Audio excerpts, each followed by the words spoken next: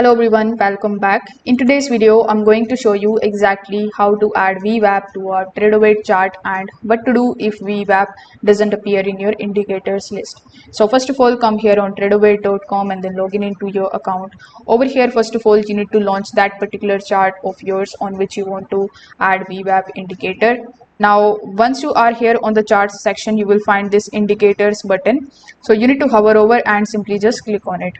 Now over here, use the search bar and you need to simply search for VWAP. Now as you can see, I've searched for VWAP and instead of showing me the indicator, it is showing me the option of explore community indicators. So over here in this particular search bar, I'm just going to search for VWAP, and as you can see, this is the first option that I'm seeing over here. So in order to use VWAP, you just have to simply click on the option of install. Then you need to wait for some time until it is installing. Then you can just simply click on the option of add and it is going to be basically available here. So again, you can use the search bar and then you can search for VWAP.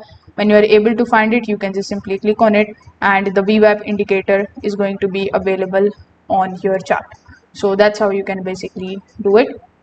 So if this video helped you out, make sure that you like this video and subscribe to the channel. Thanks for watching.